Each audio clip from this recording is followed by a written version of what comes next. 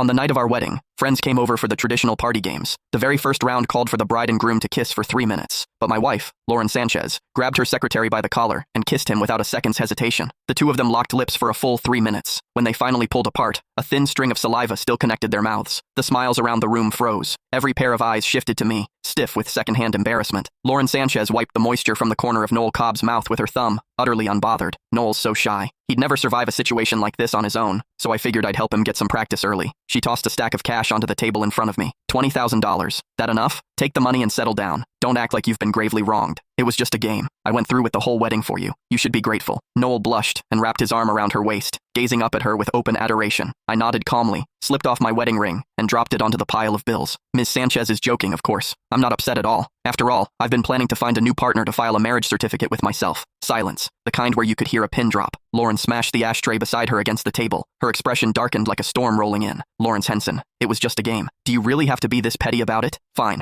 Here's another 10,000. Take back what you just said and stop ruining the mood for everyone. She spoke as though scolding a child who didn't know any better. Looking at that face, the one that once made my heart race, all I felt now was revulsion. I think I made myself perfectly clear. We never filed the paperwork anyway. We're done. Oh, and consider tonight's wedding my gift to you, Ms. Sanchez. A little practice run for the real thing. No need to thank me. The temperature in the room plummeted. Noel suddenly hooked his arm through mine, all smiles. Lawrence, don't be mad. Lauren was just worried I wouldn't know what to do at my own wedding someday. She was giving me a head start, that's all. Tell you what, for the next game, I'll let you have the groom's spot. I frowned. That word, let, cut deeper than any insult. Before I could agree or refuse, Noel was already reaching into the game box. He pulled out a slip of paper and read it aloud. The groom must kneel before the bride and bark like a dog 10 times to demonstrate his absolute loyalty to his wife. The others exchanged uneasy glances and began whispering among themselves. Didn't we agree not to put anything degrading in there? Who wrote this? Not me. Me neither. Noel shot them a reproachful look. What are you all going on about? You think it's degrading, but maybe Lawrence here would consider it a reward. After all, a kept man like him, a pretty face living off a woman's money, loves groveling to keep his meal ticket happy. He let out a theatrical sigh. Me, I could never. Too much self-respect. He turned to me, a taunting grin spreading across his face. Lawrence, didn't you want to play games with Lauren? Then go ahead and bark. Who knows, maybe she'll be so pleased she'll toss you another 20 grand. Opportunity of a lifetime. Lauren heard every word. She didn't react. My gaze drifted past her to the crimson wedding quilt beneath her, the one I'd chosen with such care. I hadn't even sat on it yet, but their kiss had already creased and rumpled it. Tradition held that the newlyweds should be the first to sit on the wedding quilt, a symbol of a happy marriage. Just days ago, I'd been looking forward to this night. I'd imagined Lauren and me sitting on that quilt together, planning a future full of promise. Now there was no need for any of that. I shoved Noel's arm away, cold and unhurried, and let a mocking smile settle on my lips. Mr. Cobb, you're too modest. The way you were flapping that tongue of yours just now, you've got any dog beat when it comes to licking. Doesn't look like you need the practice at all. You're so good at playing the lapdog. Why don't you bark a few times so I can learn from the best? I'd